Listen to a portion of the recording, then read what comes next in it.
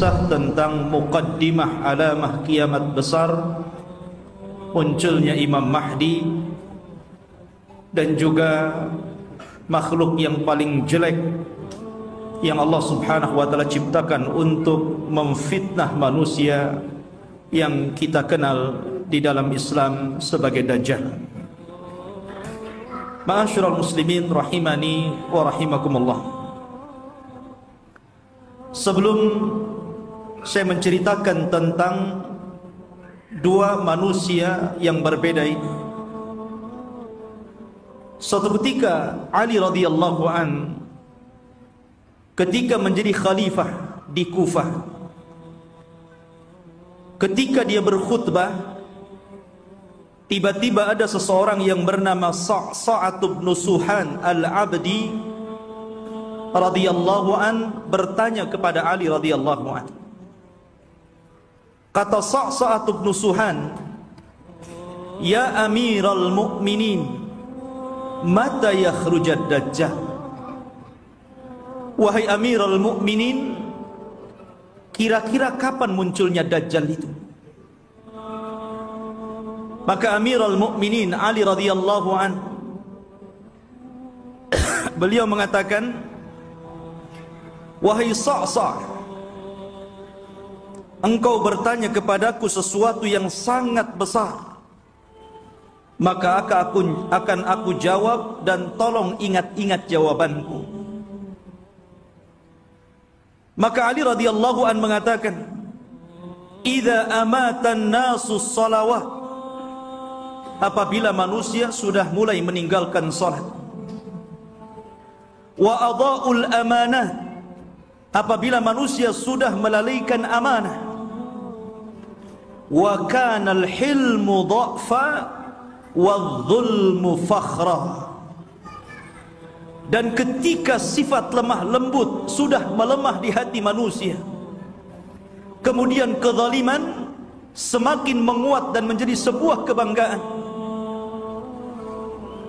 maka di situ Dajjal akan keluar. Kemudian kata Ali radhiyallahu an, "Wa umara'uhum fajara, wa wuzara'uhum khawana, wa a'wanuhum zalama, wa qurra'uhum fasaqah." Dan ketika para pemimpin yang diangkat adalah pemimpin-pemimpin yang bejat, kemudian para menterinya adalah para pengkhianat-pengkhianat bangsa, dan para pendukungnya adalah orang-orang zalim, dan para ulamanya menjadi ulama-ulama ulama-ulama yang fasik. Maka ketika itu Dajjal akan keluar.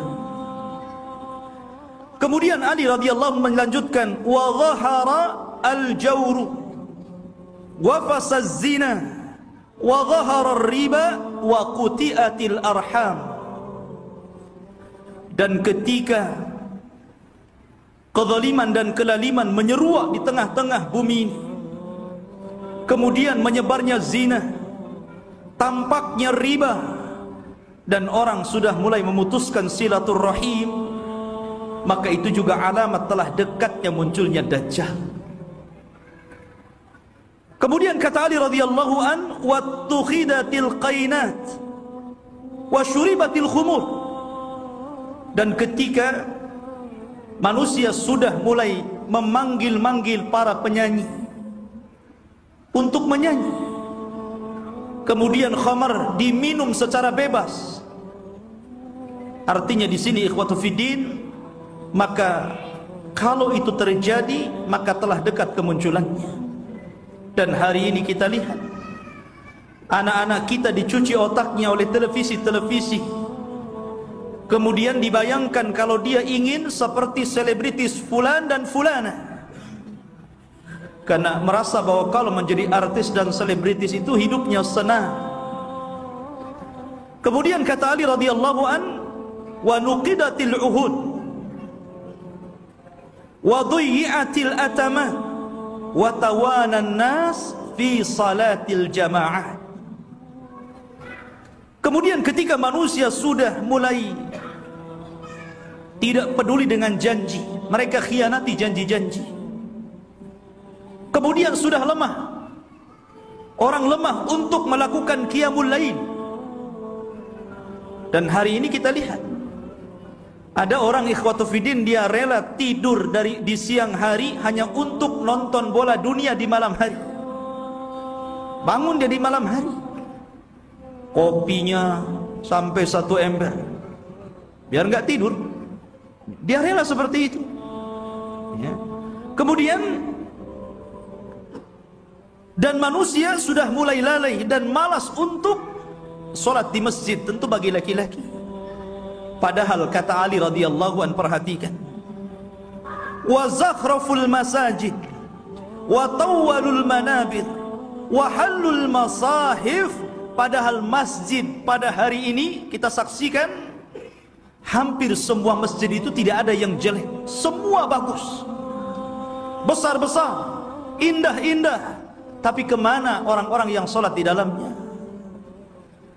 Kemudian menara tinggi-tinggi, sampai sekarang mencari masjid, mengenali masjid itu lebih mudah dengan cara apa? Melihat menara. Oh, di sana ada masjid. Dari mana antum tahu? Tuh menaranya. Artinya orang dimudahkan untuk mencari dan melangkahkan ke masjid. Karena apa? Tidak disusahkan orang cari masjid, tapi orang malas ke masjid. Kemudian juga mereka mulai meninggalkan mushaf. Padahal cetakan Al-Quran itu hampir setiap tahun dicetak, disebarkan di mana-mana. Quran itu tidak sulit untuk mendapatkannya. Tapi orang malas membaca Al-Quran. Ada yang mengatakan nunggu Ramadan katanya, karena ada tadarus. Sampai Ramadan nggak juga baca Quran. Kemudian kata Ali radhiyallahu an, apabila ini sudah terjadi, maka dekatlah munculnya Dajjal. Kemudian Ali melanjutkan, wa akhadur rusha wa akalur riba wasta'malus sufaha wastakhaffu bid-dima. Ketika manusia sudah mulai mudah untuk memakan rasuah, sogok menyogok. Di negeri kita ini, korupsi itu bukan hanya tingkat level atas saja, level bawah pun sama. Bahkan antum buat KTP saja kadang-kadang ada pelicinnya ya. Bahasa rasuah itu kan bahasa pelicin katanya. Kalau ingin licin pakai oli saja. Jadi ikhwatu fiddin yang dimuliakan Allah Azza wa Jalla, dan ini sudah banyak di mana-mana. Hampir semua sektor pekerjaan itu mesti ada rasuah. Padahal Rasul mengatakan ar-rasi wal murtasi finnar. Orang yang memberikan sogokan, orang yang memakan sogokan sama-sama di neraka. Wa akalur riba. Dan orang sudah gemar memakan riba. Bahkan ada orang yang nggak mau kerja dengan cara menyimpan uangnya di bank-bank konvensional. Dia hanya makan bunganya saja. Bahkan riba di hari ini subhanallah luar biasa. Karena riba itu mudah didapati hampir di semua tempat. Di tiang listrik ada riba, di pohon pisang ada riba, di pagar-pagar orang ada riba, gitu kan. Silahkan pinjam dengan gadekan bunga kecil katanya. Jadi semua orang terlibat dengan riba. Kemudian ketika manusia sudah mulai menjadikan para pemimpin-pemimpin yang jahil, pemimpin-pemimpin yang bukan bidangnya, dia letakkan di situ. Harusnya ketika Anda mencari pemimpin atau pengurus untuk memimpin sesuatu, cari pemimpin-pemimpin yang layak dan bisa mengurus urusannya.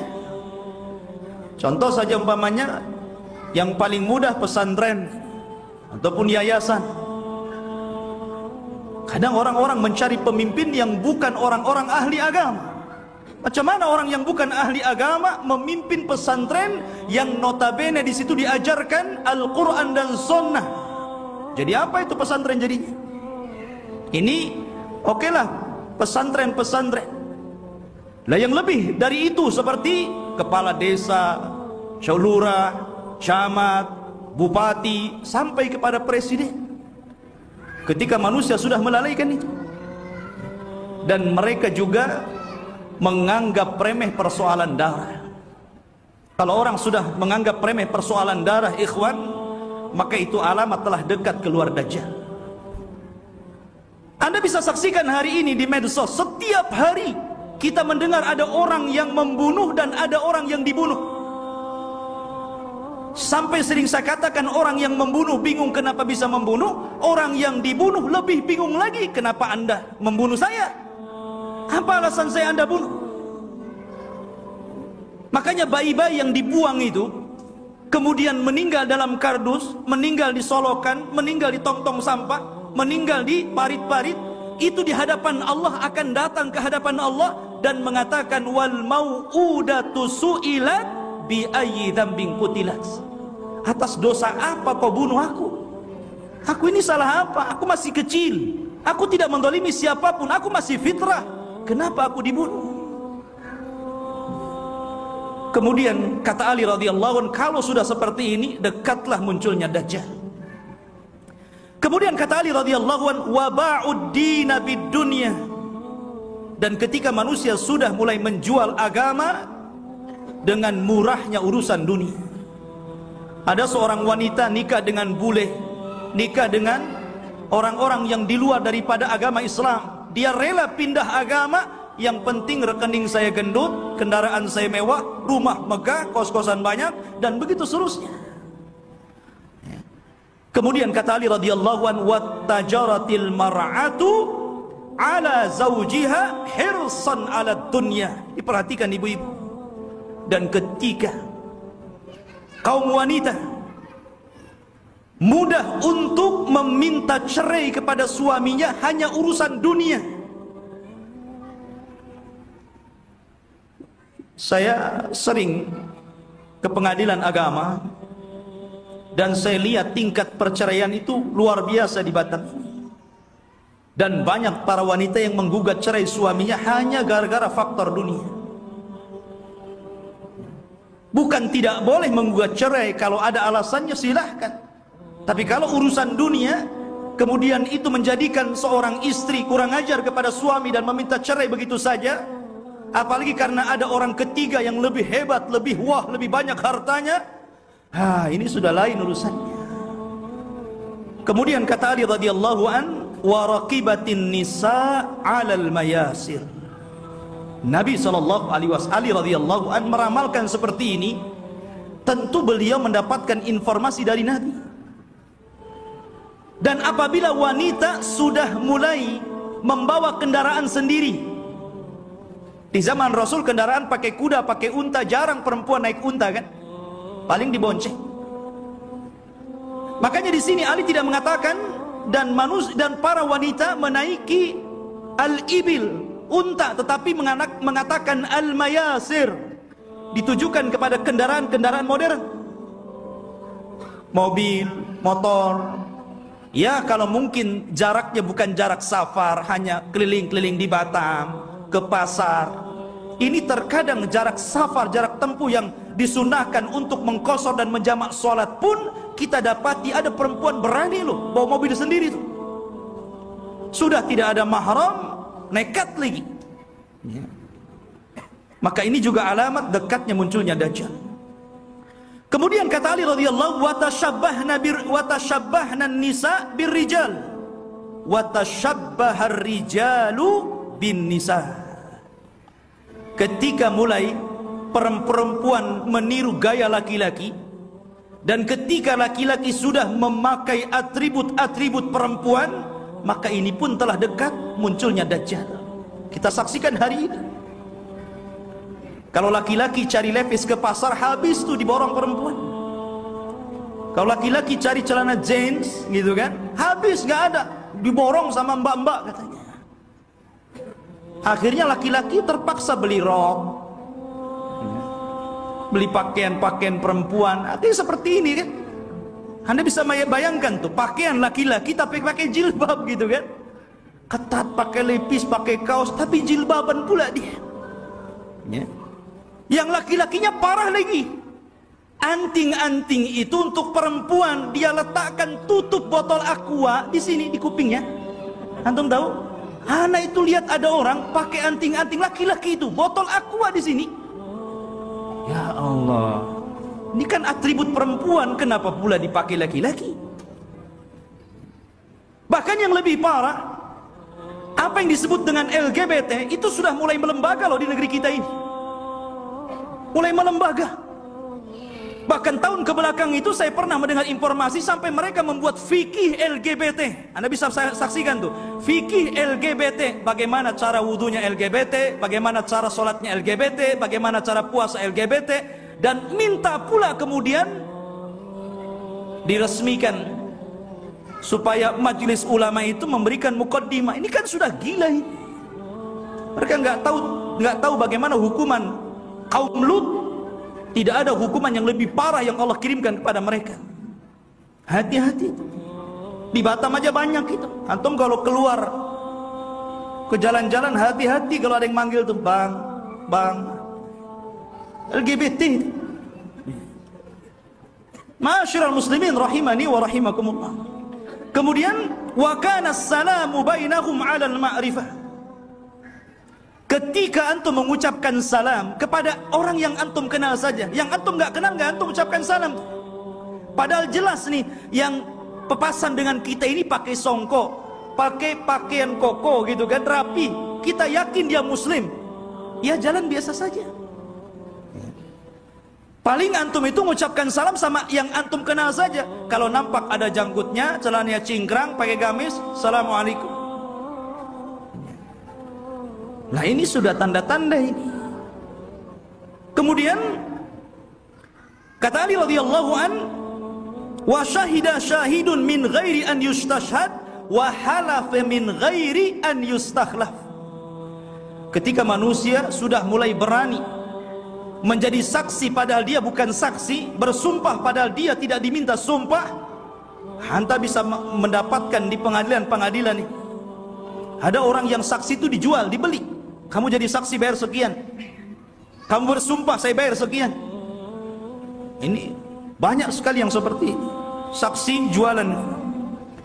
Kemudian kata Ali radhiyallahu an, wa labisu juludad dha'ni ala qulubid di'ab wa kanat qulubuhum amarrun minas sabri wa alsinatuhum ahla minal asli wa sarairuhum antanu minal jiyaf.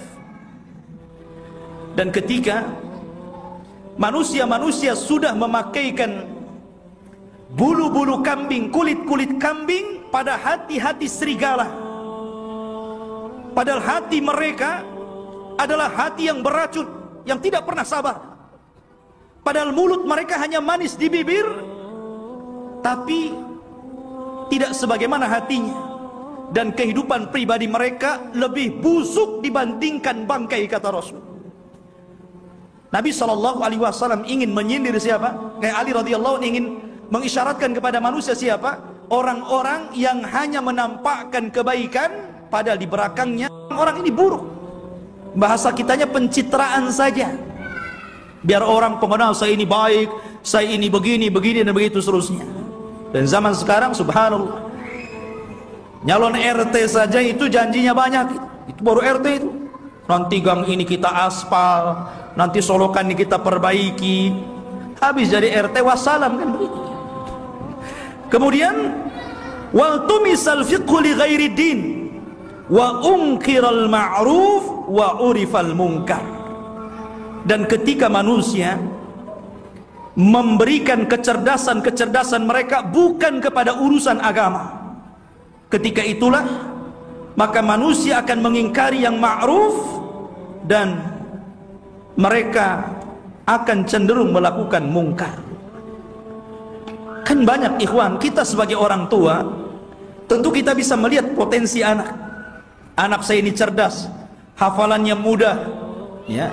Harusnya kalau orang tua sudah tahu anak ini ada bakat kecerdasan, arahkan ke agama.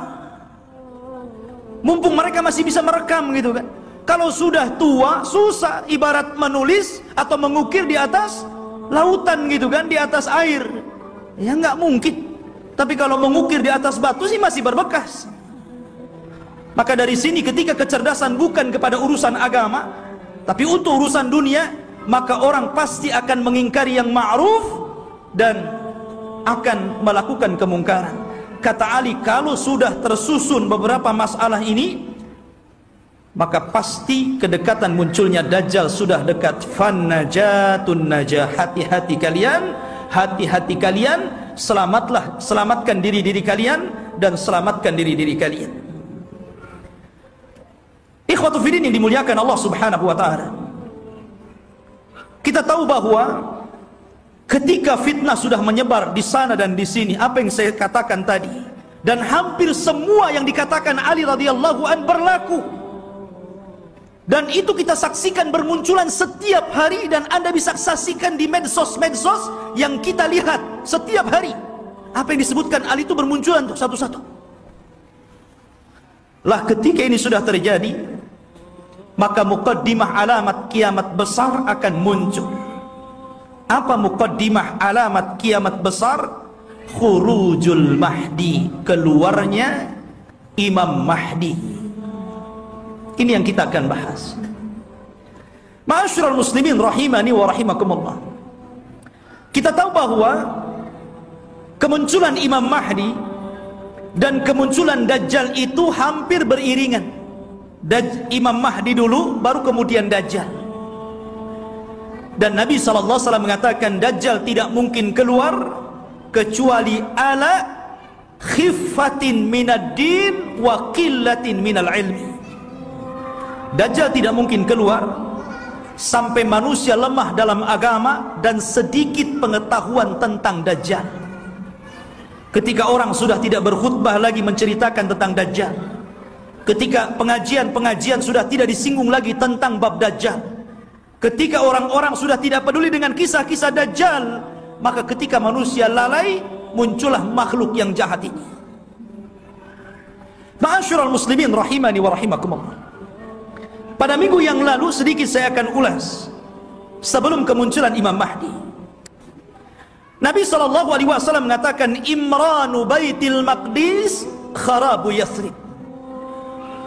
Apabila pusat kekuatan kaum muslimin sudah dipusatkan di Baitul Maqdis, di Yerusalem, alhamdulillah, kita bersyukur kepada Allah Subhanahu wa taala. Allah telah menggagalkan keinginan barat untuk memindahkan Israel Raya di tengah-tengah kota Yerusalem. Ini sebuah nikmat. Tapi walaupun kemudian terjadi, maka itu adalah alamatul kiamah. Itulah yang memang akan berlaku di akhir zaman. Berarti kalau ini berlaku, tanda-tanda itu semakin dekat dan dekat. Kata Nabi SAW, apabila seluruh kaum muslimin dari belahan dunia sudah mempusatkan kekuatan mereka di Yerusalem, tepatnya di Baitul Maqdis, kharabu Yathrib. Ketika itu kota Yathrib, kota Madinah dan Mekah akan ditinggalkan manusia. Padahal Mekah dan Madinah itu ketika itu dalam posisi sebaik-baiknya ekonomi, tapi akan ditinggalkan dan akan berhijrah ke Baitul Maqdis. Wa kharabu Yathrib khurujul malhamah. Dan ketika Yathrib roboh, Madinah roboh, kosong, tidak ada orang karena hijrah semua ke Syam, maka ketika itu muncullah malhamatul kubra, perang besar. Malhamah itu diambil dari kata-kata lahmun. Lahmun itu artinya daging. Kenapa kemudian peperangan disangkut pautkan dengan daging? Karena ketika itu peperangan, setelah orang melakukan peperangan dengan alat-alat canggih, maka alat-alat itu kemudian dimusnahkan, maka kembali peperangan menjadi peperangan kembali ke alat-alat tradisional. Boleh jadi mungkin diawali dengan perang nuklir dulu, karena masing-masing negara punya nuklir gitu kan, masing-masing negara punya rudal, punya senjata hebat. Boleh jadi muqaddimah peperangan ini dilakukan dengan cara perang teknologi dulu. Setelah kemudian hancurnya negeri-negeri, senjata pun sudah tidak ada lagi, hanya bangkai-bangkai besi-besi tua. Disitulah kemudian peperangan akan kembali ke perang tradisional, disinilah pembenaran sabda Nabi SAW agar anda melatih diri dengan cara berkuda, dengan cara menombak, dengan cara memanah, dengan cara berpedang, karena perang akan kembali ke zaman itu. Ma'asyiral muslimin, kemudian wa khurujul malhamah, apabila telah nampak malhamah, orang berperang dengan pedang sehingga daging tercabik-cabik dan melayang kemana-mana, darah muncrat kemana-mana, ketika terjadi malhamatul kubra, atau dalam bahasa barat Armageddon gitu kan, dalam masalah bahasa kita malhamatul kubra, maka ketika itu kaum muslimin menguasai Konstantiniyah. Apa Konstantiniyah? Konstantiniyah adalah Konstantinopel, akan dikuasai. Di mana Konstantinopel itu? Di Turki sana. Jadi kaum muslimin akan menguasai sampai ke sana. Wa fathul Konstantiniyah, dan ketika Konstantinia dikuasai kaum muslimin, bangsa Rom sampai ke Italia, sampai ke ibu kota Italia, kaum muslimin sampai ke sana, bergerak sampai ke arah Eropa sana. Maka disitulah kata Nabi SAW, wa fathul Konstantiniyah khurujud dajjal. Ketika kaum muslimin memenangkan perang besar, perang Konstantinia, maka ketika itu munculnya dajjal. Ma'asyiral muslimin rahimani wa rahimakumullah, kita tahu bahwa pusat kekuatan kaum muslimin, saya katakan kelak akan berada di Palestina, tepatnya di Yerusalem, Baitul Maqdis. Semua kaum muslimin, tentara-tentaranya dari berbagai macam negara akan bergabung di situ. Maka disitulah ikhwatu fiddin, barat ini punya kepentingan. Mereka hendak menghancurkan bangsa-bangsa yang menurut mereka itu sangat kuat dan tidak bisa dikalahkan oleh sendiri. Maka akhirnya mereka melakukan perdamaian bersama kaum muslimin untuk sama-sama menyerang bangsa-bangsa yang menurut orang-orang Romawi itu sangat berbahaya bagi mereka dan juga kaum muslimin. Maka berdamailah ketika itu kaum muslimin dengan orang-orang barat, dan hari ini juga berdamai, ya kan? Kita tahu Liga Arab, mereka ada hubungan dengan barat, entah secara ekonomi, politik atau yang lainnya. Itu namanya perdamaian juga. Tapi di akhir zaman, yang namanya perdamaian itu tentu setelah adanya peperangan. Kalau tidak ada peperangan, mau damai apa? Perang dulu baru damai, ya. Makanya Nabi SAW mengatakan, tastalihuna antum warum sulhan aminah. Kalian kaum muslimin di akhir zaman akan berdamai dengan orang-orang Nasrani, orang-orang Romawi. Dan ketika itu orang-orang Romawi aktsarun nas, orang yang paling banyak pasukannya. Mereka tuh banyak sekali. Cuman masalahnya, kalau memang orang-orang Nasrani itu mereka kuat, kenapa tidak langsung menyerang kaum muslimin? Karena kaum muslimin itu walaupun sedikit ditakuti oleh orang-orang kafir. Lihat di zaman Rasul, perang Badar, 300 melawan 1.300, menang. Lihat perang Mu'tah, antum tahu perang Mu'tah? Perang Mu'tah itu perang di mana kaum muslimin berhasil memerangi orang-orang Romawi. Nabi menulis surat kepada Raja Romawi. Suratnya itu dirobek, utusannya dibunuh. Marah orang-orang Romawi ini, akhirnya menyiapkan pasukan bergerak untuk menyerang Nabi. Kata Nabi, kalau mereka menyerang kita di Madinah, maka akan banyak terbunuh, laki-laki, perempuan, anak-anak, kakek-kakek. Ini tidak adil. Kita siapkan pasukan, kemudian kita sambut mereka. Akhirnya Nabi SAW mempersiapkan pasukan. Kata Nabi, wahai Zaid, peganglah bendera. Kalau kau mati, ganti dengan Ja'far. Kalau Ja'far mati, ganti dengan Abdullah ibn Rawahah. Perangkat.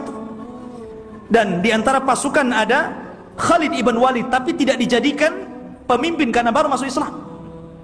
Berangkat mereka ke Mu'tah. Ketika melihat jumlah mereka berlipat-lipat banyaknya dengan kaum muslimin, wajar, manusia Zaid mengatakan, apakah kita perlu pulang ke Madinah memberitahu Rasul? Atau bagaimana? Nggak imbang nih, pasukan Romawi banyak sekali, sementara pasukan kita sangat sedikit sekali. Tetapi karena mereka sudah kadung keluar membawa pasukan besar, sementara pasukan Romawi lebih besar daripada itu, akhirnya Allah takdirkan mereka pun melakukan peperangan. Subhanallah, di awal peperangan Zaid meninggal dunia. Kemudian bendera ditangkap oleh Ja'far. Ja'far meninggal dunia, terputus seluruh anggota badannya, termasuk dua tangannya terputus. Dia pegang bendera, diputus ininya, dipegang kirinya, diputus ininya, dipegang dadanya, dibelah akhirnya. Nabi berada di Madinah, tahu tuh karena wahyu. Kata Nabi, semoga kedua tangan Ja'far digantikan kedua sayap di sorga dan dia bisa terbang sesukanya. Ja'far meninggal dunia, dipegang Abdullah ibn Rawaha. Abdullah ibn Rawaha meninggal dunia, bingung kaum muslimin, ini tidak ada lagi pemimpin pasukan. Maka mereka melirik kepada Khalid ibn Walid. Akhirnya dipegang dialah. Dia punya strategis perang yang luar biasa. Pasukan yang ribuan itu bisa dikalahkan oleh strategis Khalid ibn Walid. Sampai ada seorang Romawi bertanya kunci kemenangan kepada Khalid. Khalid, bagaimana engkau bisa memenangkan peperangan ini sementara jumlah kalian kecil dan jumlah kami besar? Kemudian Khalid memberikan kuncinya. Kata Khalid, nahnu qaumun nuhibbul maut kama tuhibbul haya.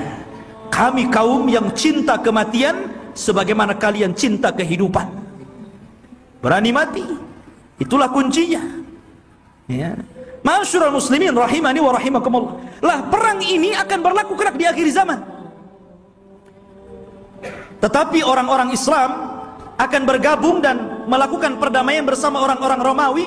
Kemudian akan menyerang sebagian. Ada yang memprediksi maksudnya yang diserang adalah negara-negara yang mereka berada di benua Asia. Ya, mungkin Cina, mungkin Korea, mungkin negara-negara, kita tidak tahu, Allahu a'lam. Karena Rasul tidak menyebutkan negara mana yang diserang. Rasul hanya mengatakan watagzuna aduwan miwaraihim.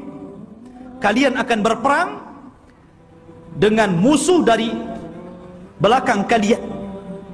Tidak disebutkan siapa mereka. Tetapi perang ini adalah gabungan pasukan kaum muslimin dan Romawi menyerbu negara itu dan dimenangkan. Ketika dimenangkan ini akhirnya saling mengklaim. Kata orang Nasrani, ini kemenangan kami. Kata orang Muslim, tidak, ini kemenangan kami. Sehingga muncullah satu orang Romawi, satu orang Salibi mengatakan, ghalabas salib, ghalabas salib, ghalabas salib. Sungguh kami salib yang menang, kami salib yang menang, kami salib yang menang. Datanglah seorang Muslim mengatakan, balillah ghalab, bahkan Allah yang memenangkan perang ini. Akhirnya saling berdebat, terjadilah perkelahian. Maka sang salib, orang Nasrani, dibunuh kaum muslimin. Dari sinilah orang-orang Romawi berkhianat. Berkhianat. Padahal mereka tertulis melakukan perjanjian itu 10 tahun. Ada yang mengatakan di tahun ketiga, ada yang mengatakan di tahun kelima, mereka berkhianat. Atas pengkhianatan inilah, maka kemudian mereka hendak menyerang kaum muslimin, menyiapkan pasukan besar. Dan kaum muslimin butuh pemimpin untuk melawan Romawi. Dari sinilah apa yang kita bahas malam ini, khurujul Mahdi, muncul Imam Mahdi untuk melawan orang-orang Romawi. Ma'asyiral muslimin rahimani wa rahimakumullah. Kalau kita cerita Al-Mahdi al-Muntadhar, Imam Mahdi yang kita tunggu-tunggu kemunculannya, Nabi SAW menyebutkan sifat-sifatnya. Kenapa Nabi SAW menyebutkan sifat-sifatnya?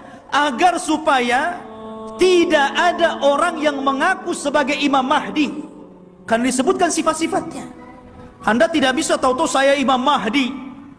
Kayak di Indonesia ini ada satu orang, satu waktu dia ngaku Imam Mahdi, satu waktu ngaku Nabi, satu waktu ngaku Nabi Isa. Oh, hebat. Dan itu hanya ada di Indonesia. Ya. Siapa dia? Lia Aiden. Antum pernah kenal kasusnya Lia Aiden? Sampai di penjara. Rupanya anaknya juga ngaku nabi. Lihat masyarul muslimin. Dan itu hanya ada di Indonesia. Belum lagi di Jawa Barat. Ada orang namanya Cecep. Orang Jawa Barat kan Cecep tuh namanya. Ajab, Cecep.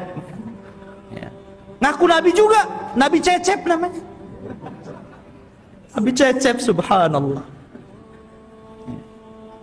Kemudian belakangan ada namanya Ahmad Musaddiq. Sampai gempar. Banyak di negeri kita ini ngaku nabi. Kalau di Batam saya belum dengar. Di Batam ini ada yang ngaku orang bisa melihat Allah aja itu. Tapi bayar 500 katanya. Jadi intinya bahwa Imam Mahdi ini dijelaskan sifatnya, dijelaskan tanda-tanda kemunculannya.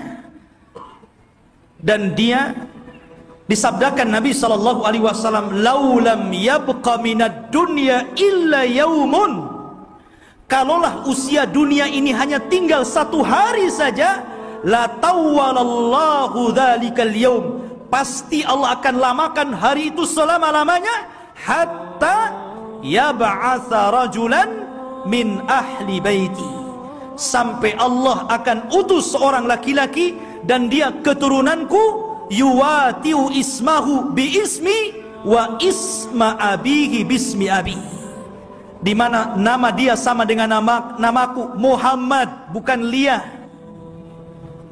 Bapaknya Abdullah, bukan Aiden.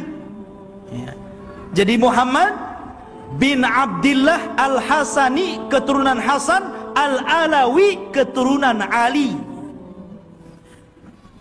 Artinya dia keturunan cucu Rasul, Hasan bin Ali.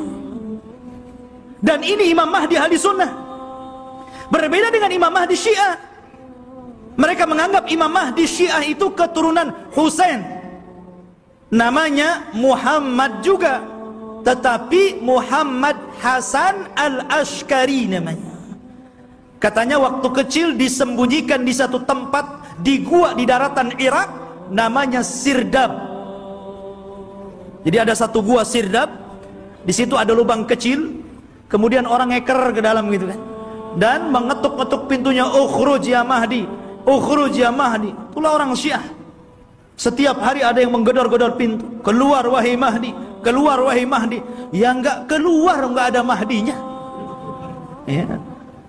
Masyarul muslimin rahimani wa rahimakumullah. Maka Al-Mahdi itu keturunan Hasan.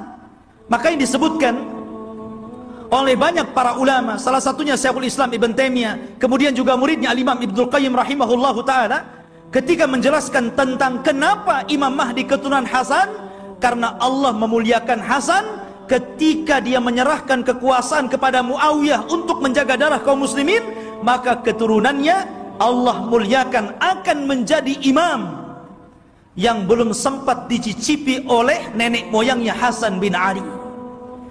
Padahal Hasan bin Ali sudah jadi presiden di zaman itu. Tapi cuma 6 bulan saja, melihat ada gelagat pergerakan kaum muslimin pembela Ali akan perang lagi dengan Muawiyah, dia tidak mau ada pertumpahan darah. Akhirnya dia ngalah, dia yang menyerahkan kekuasaan kepada Muawiyah, engkau saja yang jadi raja, yang jadi rakyatnya. Akhirnya bersatulah kaum muslimin. Karena kerendah dirian Hasan inilah, maka Allah muliakan Hasan. Maka dari keturunan Hasan inilah lahir di akhir zaman Al-Mahdi Muhammad ibn Abdillah Al-Hasani Al-Alawi rahimahullahu ta'ala. Kok rahimahullah ta'ala belum muncul, afwan, hafizahullahu ta'ala. Taib khotufidin yang dimuliakan Allah subhanahu wa ta'ala, beliau dilaqabi Al-Mahdi. Al-Mahdi artinya orang yang diberikan petunjuk. Dan dia Allah perbaiki dalam satu malam. Dia tidak tahu kalau dia akan jadi pemimpin. Dia seorang thalabul ilmi, ahli ibadah. Dia tidak tahu kalau dia akan diangkat. Tiba-tiba ketika dia dari Madinah ke Mekah untuk haji gitu kan, orang-orang memandang bahwa dia itu ada kelainan. Orang ini luar biasa, punya wibawa, taat beribadah, sehingga orang-orang Allah lembutkan hatinya, diarahkan agar memilih orang ini dan dibaiatnya. Pada awalnya dia menolak. Dia menolak. Siapa saya? Saya bukan siapa-siapa. Kenapa Anda memilih saya untuk menjadi pemimpin kalian?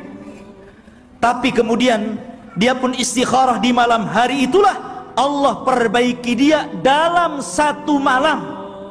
Allah berikan ilmu, kecerdasan, kepemimpinan, subhanallah, sehingga dalam satu malam kun fayakun. Idza arada syai'an an yaqula lahu kun fayakun. Kalau Allah menghendaki sesuatu, tinggal katakan kun fayakun, jadi dia. Kemudian pembaiatan kepada Imam Mahdi inilah tersebar, sampai akhirnya datang tentara dari Syam untuk membunuh Imam Mahdi yang ada di Mekah. Berangkat mereka pasukan itu.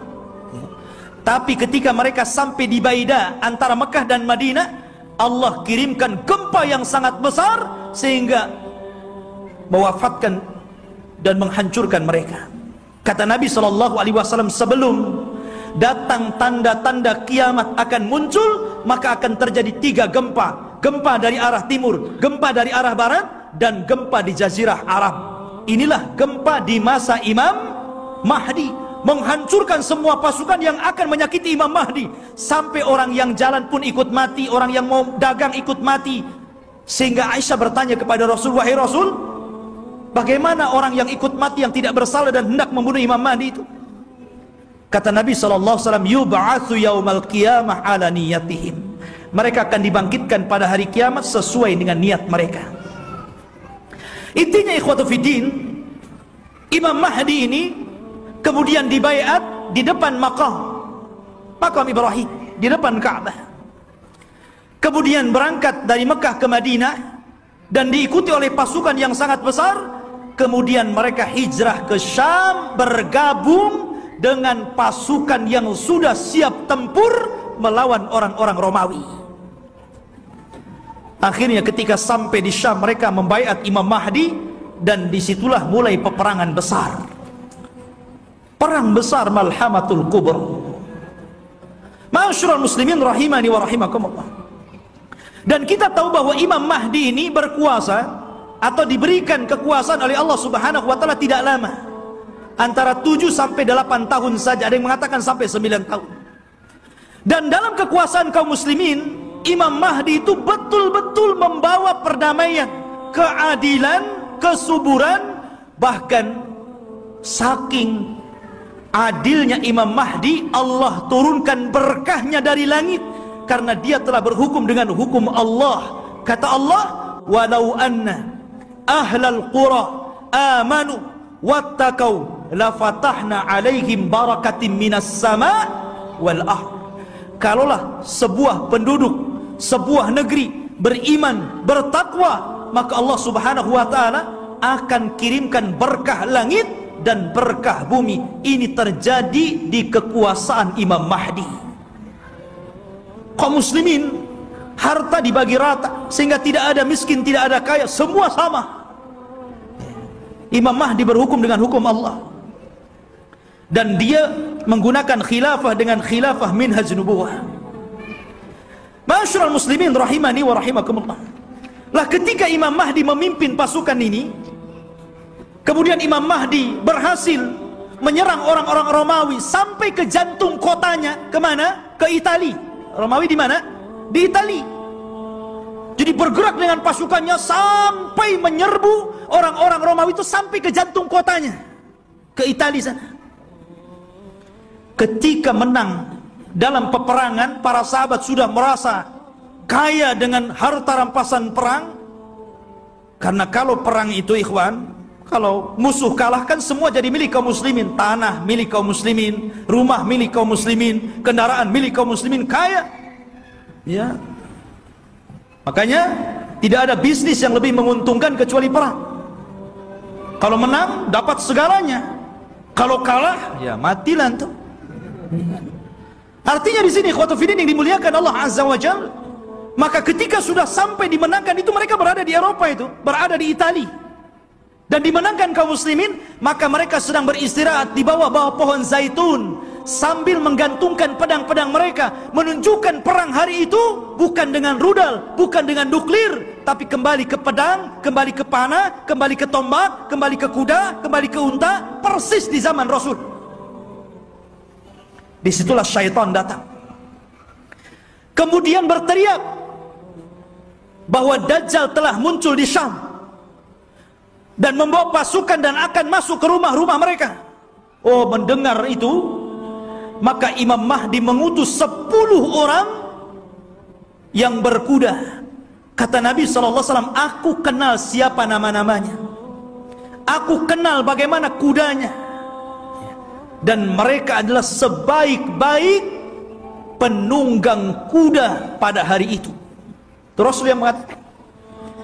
Jadi mereka diutus Rasul untuk membenarkan apakah kedatangan Dajjal itu memang ada ataukah hanya isu. Jadi 10 orang ini yang sudah dijanjikan oleh Nabi SAW, kelak Imam Mahdi akan mengutus 10 orang. Rasul tahu namanya, Rasul tahu kudanya, dan mereka adalah penunggang-penunggang yang terbaik ketika itu. Berangkatlah 10 orang ini ke Syam. Rupanya tidak benar, tidak ada pasukan Dajjal yang akan menyerbu rumah-rumah mereka. Tapi memang pada hari itu Dajjal muncul.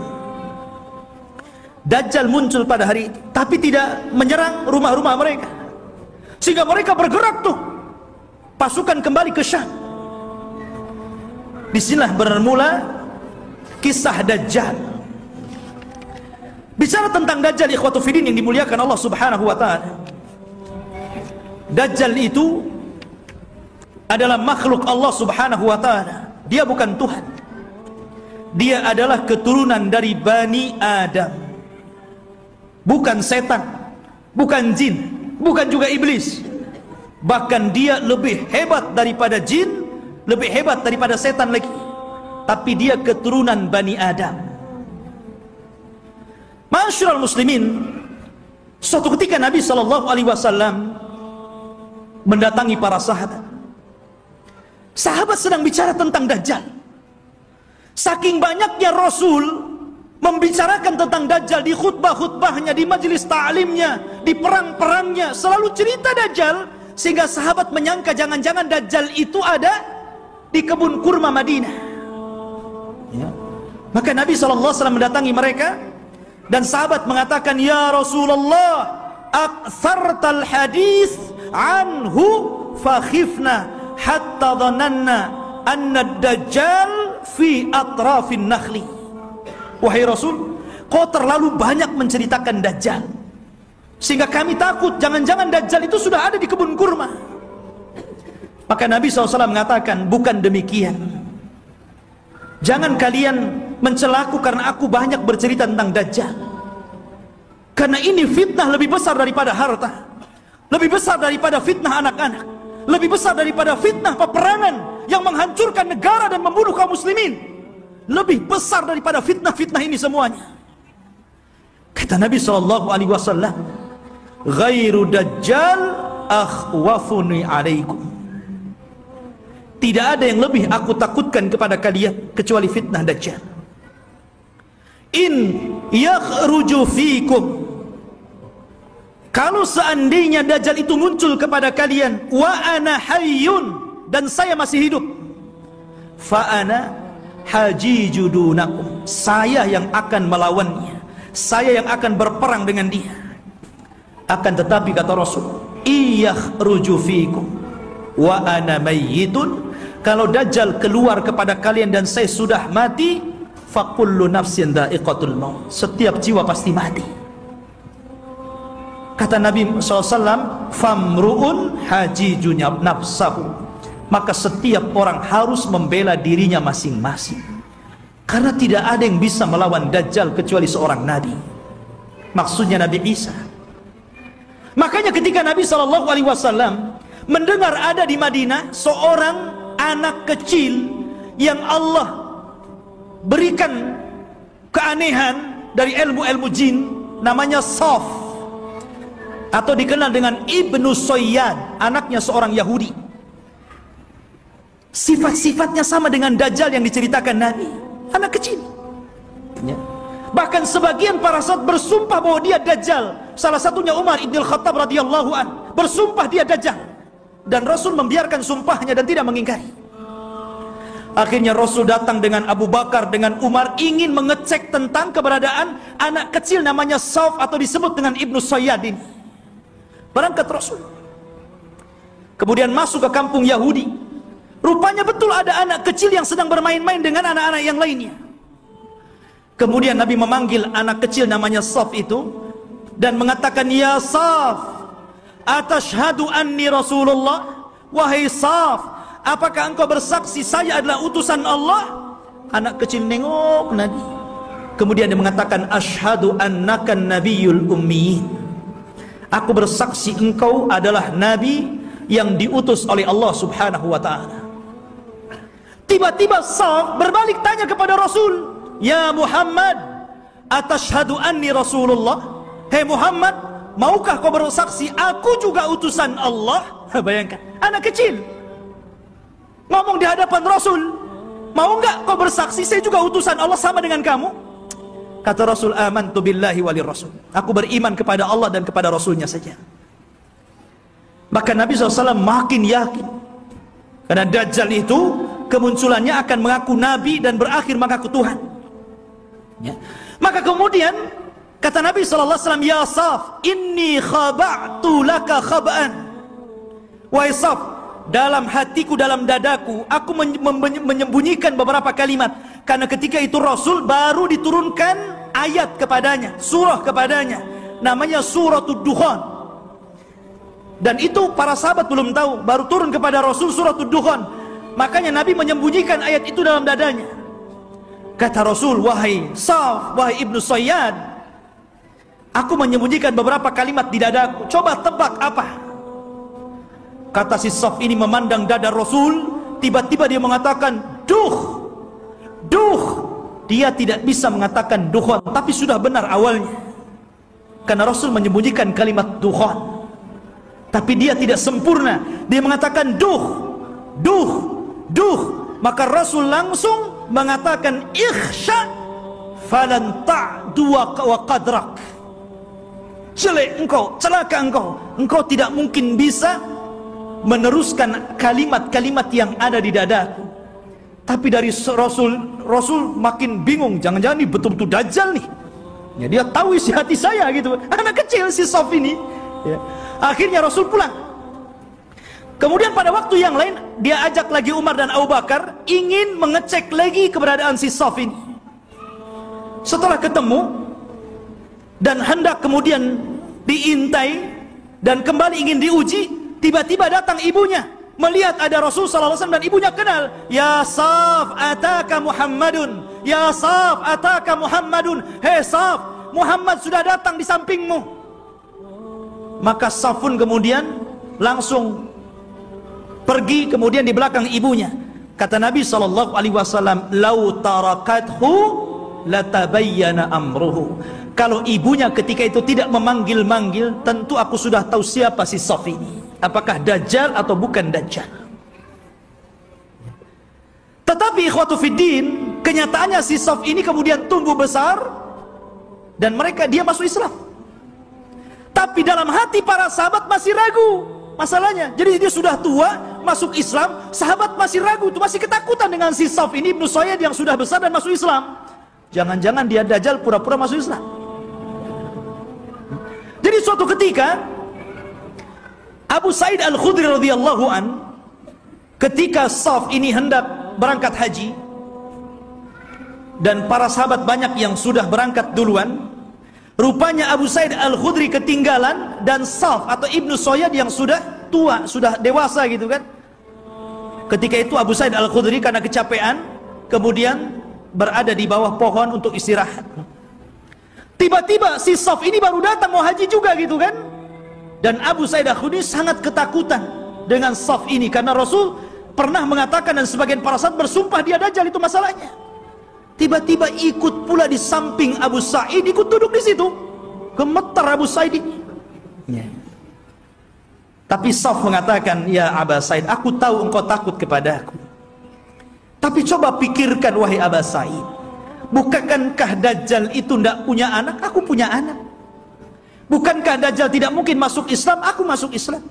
Bukankah Dajjal itu tidak mungkin datang ke Mekah dan tidak juga menginjak Madinah? Aku bisa ke Mekah, aku bisa ke Madinah. Kenapa kau ragu? Aku ini sedih, kenapa orang-orang menuduhku Dajjal? Ya, dari situ Abu Sa'id Al-Khudri agak tenang itu.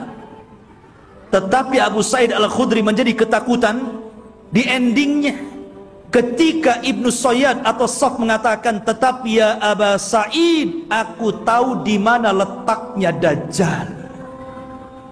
Ketika dia ngomong begini, langsung diambil barang-barangnya, kabur dia. Ya. Dia tahu di mana letaknya Dajjal. Ya. Awalnya dia sudah merendah tuh, tahu-tahu endingnya yang nggak enak gitu kan. Tapi ya Aba Sa'id, ana azri aina maudhi'ad Dajjal, saya tahu di mana Dajjal berada, katanya. Masya Allah. Makanya suatu ketika Abdullah bin Umar radhiyallahu an pernah membuat marah, dipukulnya Ibnu Sayyad sampai marah.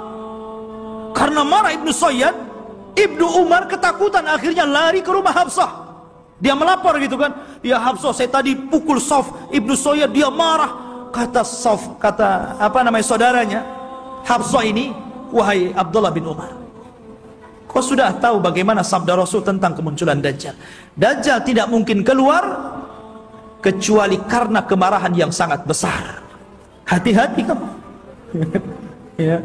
Dari situ ikhwatu fillah yang dimuliakan Allah Azza wa Jalla, sehingga para ulama ini mengatakan Saf ini Dajjal atau bukan. Tetapi pendapat yang kuat, boleh juga dia Dajjal, tapi Dajjal min Dajjajin, Dajjal yang lainnya. Karena Rasul mengatakan di akhir zaman akan muncul dajjaluna kadzabuna salasuna kulluhum yad'una annahum nabi. Akan muncul zamannya di mana dajjal para pendusta 30 orang akan mengaku dia nabi.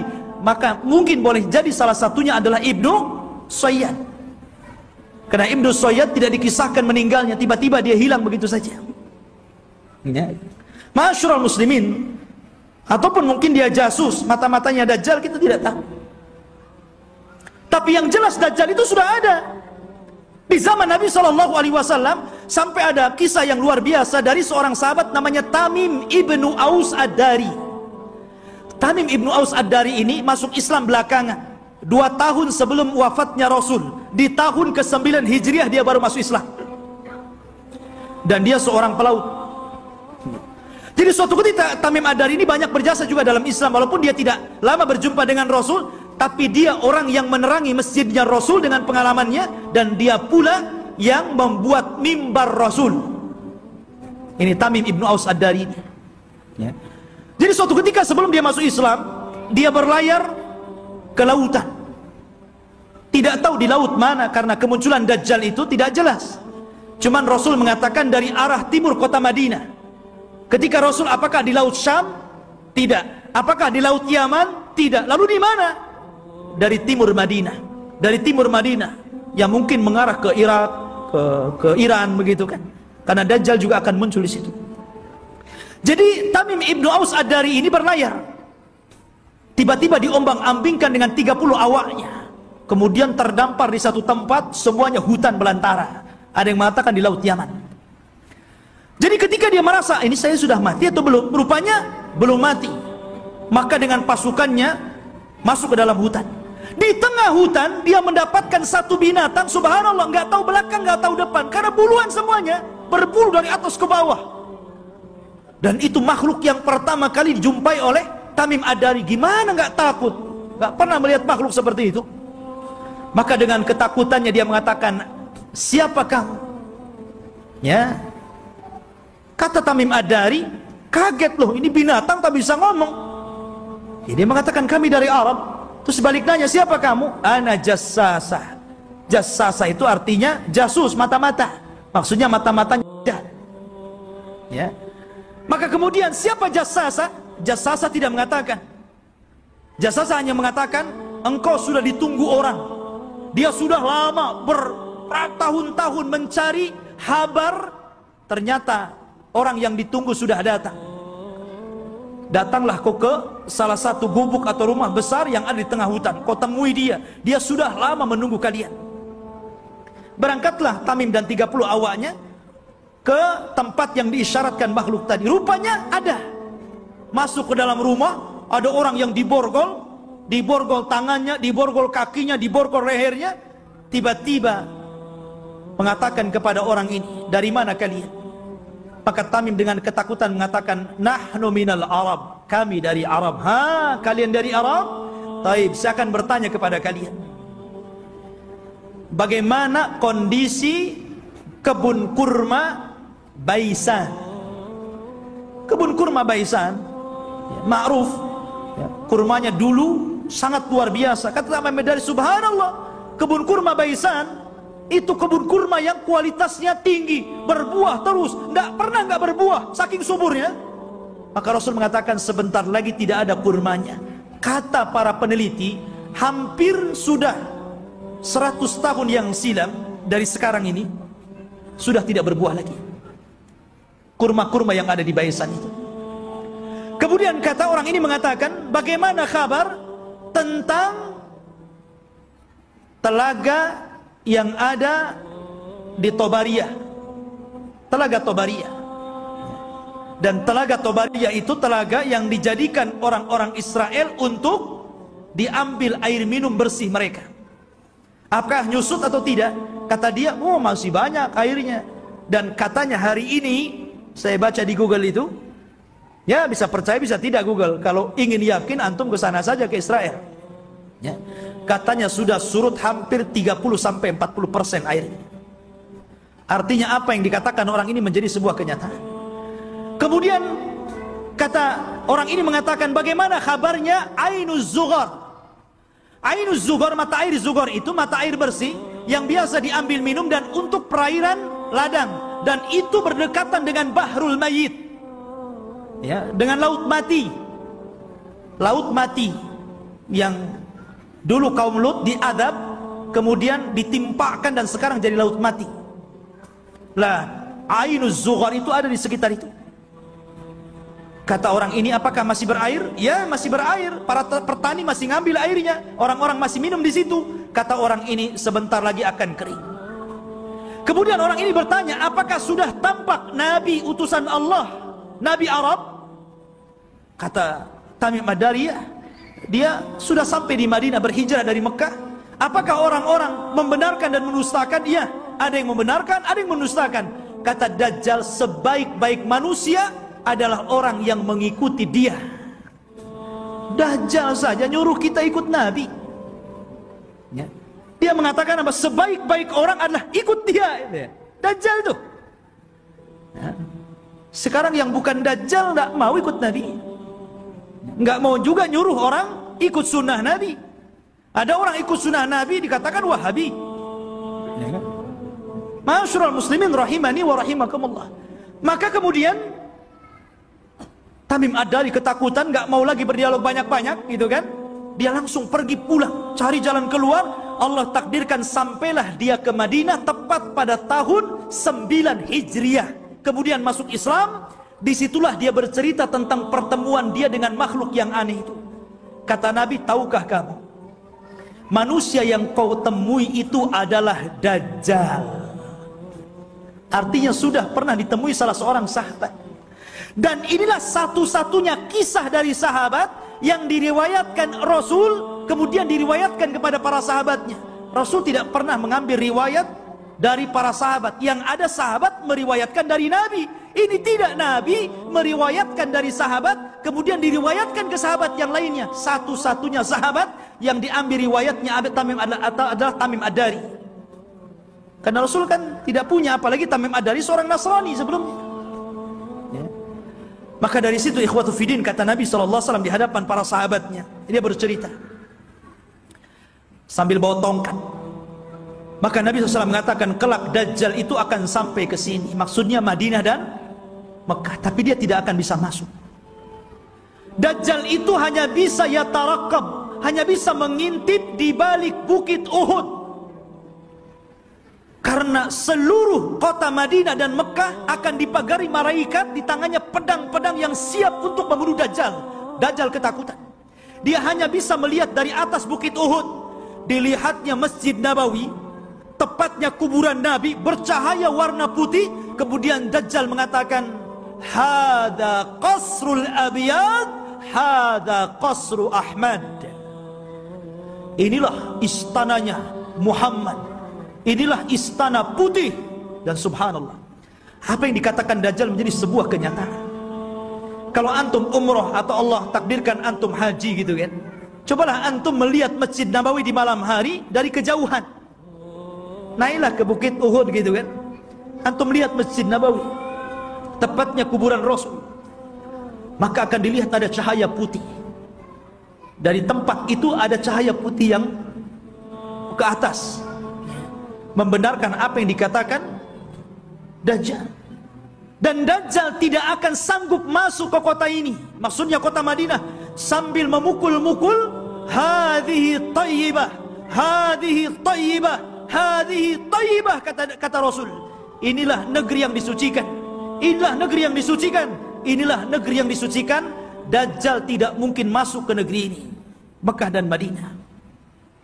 Makanya di zaman itu salah satu tempat yang aman dari Dajjal, berangkatlah antum ke Mekah dan Madinah. Cuman sayang nggak ada pesawat. Antum kira-kira naik apa tuh dari Batam ke sana? Ya, nggak ada lagi pesawat terbang. Ya, mungkin belum sampai dah mati antum di jalan. Ya. Jadi ikhwatufiddin yang dimuliakan Allah Azza wa Jalla, kata Nabi Sallallahu Alaihi Wasallam ketika bicara Dajjal, beliau mengatakan,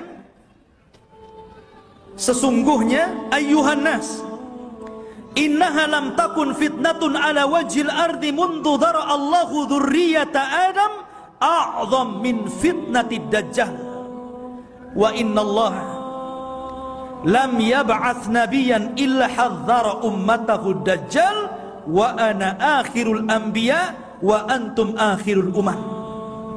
Wahai manusia, tidak ada satupun fitnah yang lebih dahsyat ketika Allah menciptakan anak Adam dibandingkan fitnah Dajjal.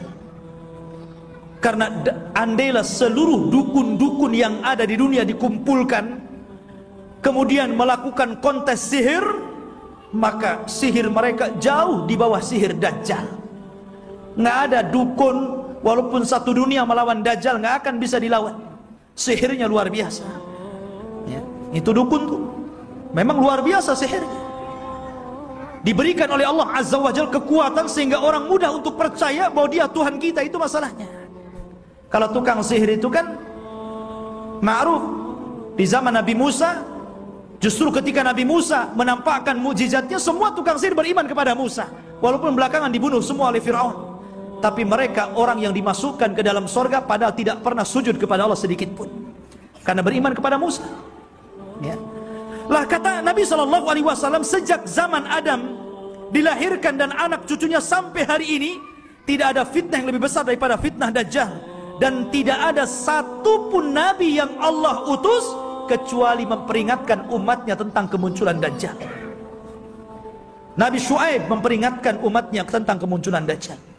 Nabi Saleh, Nabi Yakub, Nabi-Nabi yang lainnya, Nabi Ibrahim, Nabi Sulaiman, Nabi Daud, dan seluruh para Nabi, mereka mengingatkan tentang kemunculan Dajjal.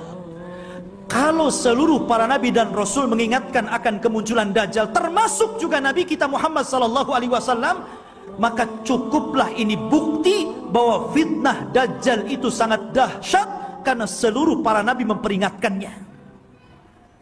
Ini antum harus paham. Ma'asyiral muslimin, sedikit kita mengenal ciri-ciri Dajjal. Dajjal itu keriting rambutnya. Bukan berarti yang keriting dia Dajjal. Jadi dia memiliki rambut keriting yang dipintal. Makanya Dajjal itu kusut sekali mukanya. Ya kan? Jadi antum tahu orang-orang yang keriting, habis dikeriting dipintal lagi. Ya. Tetapi dia tidak hitam kulitnya.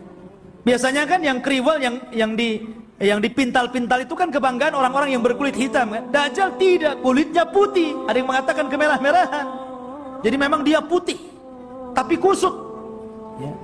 Kemudian dia buta sebelah mata kanannya, dan ada daging tumbuh di matanya, menonjol seperti anggur keluar. Jadi ada daging tumbuh. Kemudian di dahinya tertulis kafara, kafir. Bisa dibaca oleh seorang mukmin, baik yang pandai baca ataupun yang buta huruf. Semua bisa baca. Ya. Artinya bahwa semua orang bisa baca, dia kafir, tapi semua orang ikut Dajjal, itu masalahnya. Kan fitnahnya luar biasa. Sudah tahu di jidatnya ada kafir, masih ikut juga dia, kan begitu. Itulah fitnahnya. Karena dia bisa dibaca oleh siapapun. Yang pandai baca sama yang buta huruf bisa baca. Kemudian juga lehernya lebar, pendek besar, dan kakinya bengkok. Kakinya itu kayak busur panah. Jalannya jelek sekali. Dan dia matanya sebelah awar. Dari sini menunjukkan kalau orang itu waras, beriman, imannya kuat, otaknya dipakai, tentu orang itu tidak mungkin mengakui orang seperti ini Tuhan, karena banyak cacatnya. Ya kan jelek itu orangnya, kok jadi Tuhan pula? Ya, dan mengaku ana rabbukum, saya Rabb kalian. Tapi masalahnya walaupun penampilannya seperti itu, tapi dia diberikan kekuatan oleh Allah yang Allah tidak berikan kepada yang lainnya. Makanya ketika Dajjal mengaku Tuhan, maka Allah langsung mengatakan innahu a'war fa innallaha laisa bi'a'war. Dajjal itu a'war, buta sebelah kanannya, dan Allah tidak buta dan tidak buta sebelah. Ya. Ma'asyiral muslimin rahimani wa rahimakumullah. Lah Dajjal ini ikhwatu fillah yang dimuliakan Allah Azza wa Jalla. Dijelaskan juga di antara fitnah-fitnahnya secara umum, karena waktu juga yang terus berjalan. Di antara fitnah-fitnah Dajjal yang paling besar adalah mengaku nabi. Kemudian setelah itu mengaku Tuhan. Ini fitnah yang paling besar. Fir'aun ngaku Tuhan, gak punya kesaktian. Makanya tidak banyak orang yang ikut Fir'aun. Itu karena takut saja nggak mengakui Fir'aun itu Tuhan, kan gitu. Begitu juga Namrud atau raja-raja zalim yang lainnya. Tapi Dajjal ini bukan karena takut, karena ta'jub dengan kehebatannya. Makanya orang banyak yang ikut Dajjal. Anda bisa bayangkan, Dajjal ini datang ke negeri yang rusak. Anggaplah kayak Suriah gitu kan, udah roboh, sudah nggak bisa lagi dibangun, nggak mungkin lagi mau berapa ratus tahun lagi membangun kota ini. Dajjal itu datang ke kota yang roboh itu. Kemudian Dajjal mengatakan, keluarlah wahai bumi, pembendaharaan kalian. Tiba-tiba kota itu kembali cantik, ya kan? Kembali subur, kembali mewah, kembali megah. Kambing-kambingnya penuh dengan susu, unta-untanya gemuk-gemuk. Subhanallah, Anda bisa bayangkan itu? Ya. Siapa yang lebih hebat sihirnya dari tukang-tukang sihir dibandingkan Dajjal? Dan sebaliknya, kalau ada kota bagus, subur, banyak ternaknya, kemudian Dajjal lewat, kemudian tidak beriman kepada Dajjal, langsung ambruk, langsung gersang, langsung pada mati, gitu kan? Subhanallah. Ya. Seperti ini fitnahnya. Bahkan suatu ketika Dajjal ini mendatangi sebuah perkampungan, kemudian mengatakan, bagaimana kalau kuhidupkan keluarga kalian? Apakah ibu kalian, apakah anak yang kalian cintai, atau siapalah terserah di antara keluarga kalian, siapa yang mau kuhidupkan, kuhidupkan. Tapi syaratnya setelah itu beriman bahwa aku Tuhan kalian. Wah, orang kampung keluar semua tuh. Maka yang ingin ibunya dihidupkan, kata Dajjal, ditunjuk kuburan ibunya itu. Maka setan datang, fatamatsala lahu kemudian berubah menjadi seolah-olah ibunya, seolah-olah anaknya, seolah-olah suaminya, seolah-olah bapaknya, seolah-olah kerabat-kerabatnya. Akhirnya mereka pun berkumpul, kemudian memeluk suaminya, istrinya, ibunya, macam-macam, dan mengatakan kepada keluarganya, ikutilah orang itu karena dia adalah Tuhan. Nah, lihat.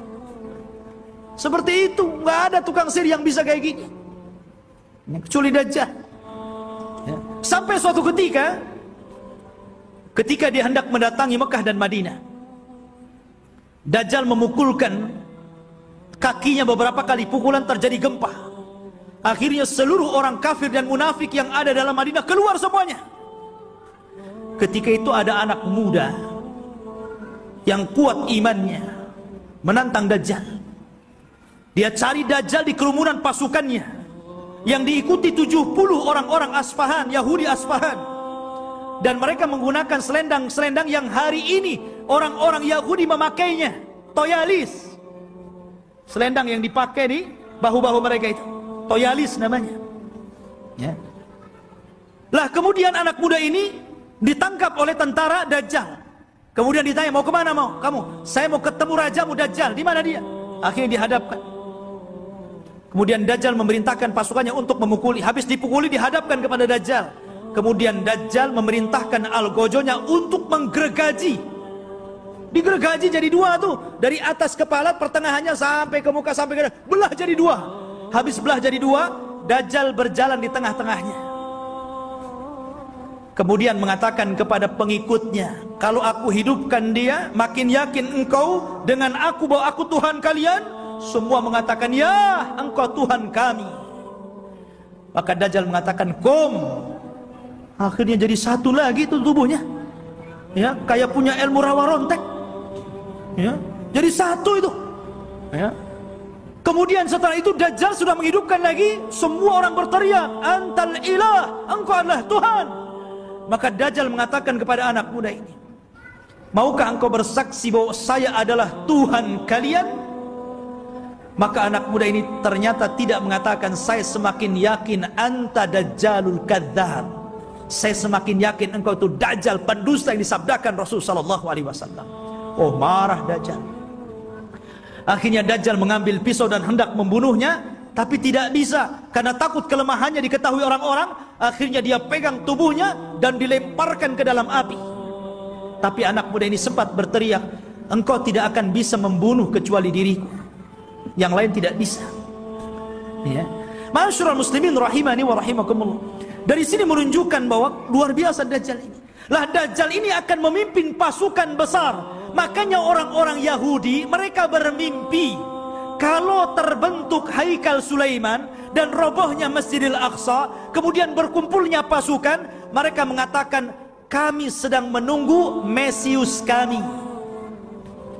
Mesius itu bahasa mereka, bahasa kita Dajjal. Bahasa kita Dajjal.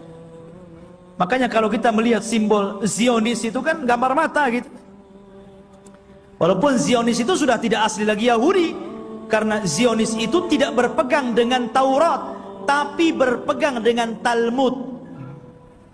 Talmud itu Taurat yang sudah dirobah-robah, yang kemudian menjadi protokoler Yahudi, harus begini, harus begini, harus begini.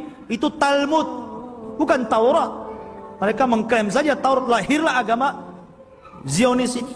Ya. Intinya bahwa kenapa orang-orang Yahudi bermimpi untuk merebut Yerusalem? Ya tadi karena di situ mereka memimpikan bahwa Mesius akan datang kepada mereka dan akan memimpin mereka. Ini dibenarkan dalam Islam. Karena Dajjal itu akan muncul di situ dan akan dibunuh juga di situ, di Babil Lut atau gerbang Lut yang sekarang menjadi kota yang diagungkan orang-orang Israel. Di tengah-tengah Israel Babul Lut itu, dan Dajjal akan dibunuh di situ. Makanya ikhwatu fillah yang dimuliakan, wajar kalau orang-orang Yahudi berusaha untuk menguasai dunia karena mereka bermimpi bahwa Dajjal akan memimpin mereka. Tapi mereka tidak paham bahwa apa yang mereka mimpikan juga ada dalam Islam, dan kita tidak mimpi, ini sebuah kenyataan bahwa Imam Mahdi akan muncul dan akan menjadi musuhnya Dajjal di akhir zaman dan akan berperang. Cuman karena Rasul yang pernah mengatakan, kalau aku hidup di zaman kalian, aku yang akan menghadapinya, tapi kalau aku mati, tidak ada yang bisa untuk membunuhnya kecuali seorang nabi. Makanya ketika Umar kembali kepada kisah Ibnu Sayyad, Sauf anak kecil itu, ketika dia meramal apa yang di dada Nabi, Umar mengambil pedang dan mengatakan, da'ni adrib unuqah. Rasul, izinkan aku penggal si Ibnu Sayyad ini. Kata Rasul, jangan Umar, kalau dia Dajjal, engkau tidak bisa membunuhnya, ada orang lain yang akan membunuhnya.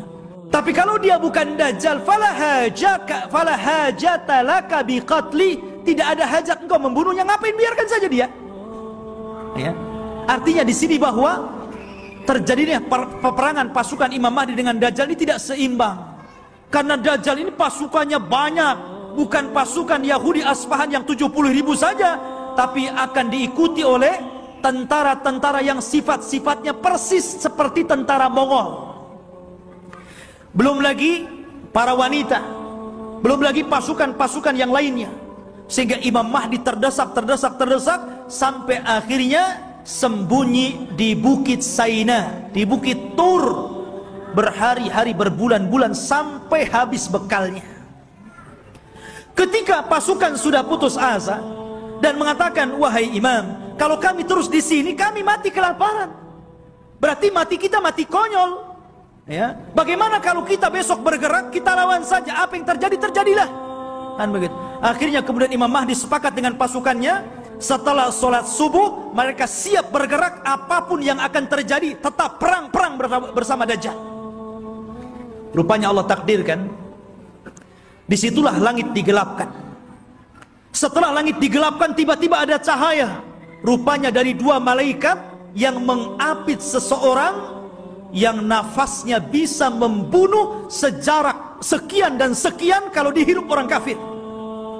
Dialah Nabi Isa bin Maryam. Turun, kemudian turun sampai berada di tengah-tengah pasukan Al-Mahdi Al-Muntadhar. Ketika itu sudah azan dan siap sholat. Maka melihat bahwa yang turun adalah Isa Al-Masih, maka Imam Mahdi menyuruh agar dia menjadi imam sholat, tapi menolak. Setiap kaum ada amirnya, maka engkau amir kaum itu, maka kaulah yang sholat. Maka Imam Mahdi menyolati, kemudian Nabi Isa sholat di belakangnya. Ini menunjukkan kalau andai kata Isa dan Musa hidup di zaman sekarang, Anda mengikuti Nabi Musa dan Isa, Anda akan sesat. Isa saja sholat di belakang Imam Mahdi, ya, karena tidak berhak menyebarkan agamanya. Maka setelah sholat itulah, subhanallah, Isa mengusap wajah-wajah pasukan Imam Mahdi dan menyebutkan tingkat derajat mereka di sorga. Wallahi, tidak ada manusia yang lebih bahagia dibandingkan orang yang diusap wajahnya oleh Isa, karena disebutkan derajatnya di sorga. Subhanallah. Ya. Dan itulah pasukan yang tersisa. Karena pasukan ini kan ada yang gugur, ada yang melarikan diri. Yang sepertiga pasukan melarikan diri, kata Rasul, yang melarikan diri Allah tidak akan memberikan taubatnya kepada mereka. Yang sepertiga yang gugur, maka kata Rasul, mereka adalah sebaik-baik syuhada. Dan yang sepertiganya yang ikut Imam Mahdi inilah yang terus berperang sampai akhirnya melawan Dajjal. Ketika itu Isa memberikan pilihan dan mengatakan, ukhayyirukum bisalas, aku berikan 3 pilihan kepada kalian. Pilihan yang pertama, kalian tidak usah berperang, di sini saja bersembunyi. Aku akan berdoa kepada Allah, Allah kirimkan gempa sehingga menenggelamkan seluruh pasukan Dajjal Dajjal-Dajjalnya. Atau yang kedua, aku akan berdoa kepada Allah agar Allah kirimkan pasukan, tapi bukan kalian. Pasukan inilah yang kelak akan membunuh Dajjal, dan kalian tidak perlu capek, sembunyi saja di sini. Atau yang ketiga, besok kita berangkat, saya pimpin kalian, kita lawan Dajjal, dan aku akan berdoa kepada Allah, semoga tangan-tangan Yahudi dan seluruh pengikut Dajjal tidak sanggup mengangkat pedangnya sehingga engkau tinggal mudah menebas lehernya. Yang ketiga yang enak nampaknya, ya. Akhirnya mereka memilih yang ketiga itu, ya. Diambilnya yang ketiga. Maka setelah sholat subuh, diusap wajah, kemudian disebutkan tingkatannya di sorga, mereka pun turun, pasukan dari Bukit Saina dipimpin Nabi Isa bin Maryam, maka mereka tinggal tebas saja tuh pasukan Dajjal itu. Akhirnya karena terjadi kelemahan, seluruh pasukan Dajjal tunggang langgang, lari ke sana kemari, sembunyi di batu. Batu bisa bicara, hei muslim, Yahudi di belakang, bunuh dia. Senang, ada dia, bunuh gitu ya. Masuk gua, gua ngomong. Masuk pohon, pohon ngomong. Tidak ada satupun makhluk kecuali dibuat bicara oleh Allah. Bagaimana Allah hinakan itu? Mereka nggak bisa sembunyi. Mau sembunyi di mana? Semua makhluk Allah bicara. Hei Muslim, ini Yahudi bunuh di sini. Ya. Akhirnya mereka lari ke sebuah pohon yang dijanjikan bahwa pohon itu bisa melindungi mereka. Kata Nabi SAW, kecuali satu pohon mereka tidak akan bicara, mereka akan melindungi orang-orang Yahud. Dan pohon itu disebut Gharqad namanya, pohon Gharqad. Makanya sekarang karena hadis ini sudah bocor sampai ke Israel, maka orang Israel membuat perkebunan sehijau-hijaunya dengan pohon Gharqad. Tapi sayang kemarin kebakaran, nanam lagi, ya. Mudah-mudahan kebakaran lagi, ya. Masyaallah muslimin. Tetapi dulu saya pernah mendengar ada orang cerita tentang beberapa tokoh-tokoh di Jawa Timur kalau tidak salah. Berkumpul mereka membicarakan tentang fatwa pohon Gharqad. Karena bentuk pohon Gharqad ini hampir mirip dengan cemara. Ya. Sehingga kemudian sebagian mereka mengatakan bahwa jangan-jangan cemara itu adalah Gharqad. Sampai akhirnya ada yang memberikan ide, bagaimana kalau kita tebang semua pohon cemara itu, biar nggak ada orang Yahudi sembunyi di Indonesia, katanya. Bukan cemara, bukan Gharqad, ikhwan. Cemara ya cemara, biarkanlah cemara itu untuk penghijauan gitu kan. Ya. Jadi ikhwatu fillah ini dimuliakan. Jadi pohon Gharqad itulah yang tidak akan bicara. Makanya orang Yahudi mengembangkan pohon ini di mana-mana. Tetapi Dajjal berhasil dibunuh oleh Nabi Isa di Babul Lut. Babul Lut, benteng Lut yang sekarang jadi kota di Israel. Disinilah Nabi Isa mampu membunuh Dajjal, memenggal kepalanya, kemudian mengatakan kepada pasukan Yahudi dan Nasrani, inilah kepala kalian, inilah pemimpin kalian, sudah kubunuh. Dari situ mereka menyerah. Lah yang tersisa dari orang-orang ahli kitab, dari orang Yahudi dan Nasrani, akhirnya mereka beriman kepada Allah lewat perantara Isa. Tapi bukan ikut agama Isa sebagaimana prasangka Nasrani. Mereka ikut agama Muhammad lewat perantara Isa. Dan itu diisyaratkan dalam Al-Quran, wa im min ahlil kitab illa la yu'minan nabihi qabla mautihi. Dan sebagian ahli kitab kelak akan beriman kepada Allah dan agama Muhammad sebelum wafatnya Isa bin Maryam. Karena Isa akan berkuasa selama 40 tahun.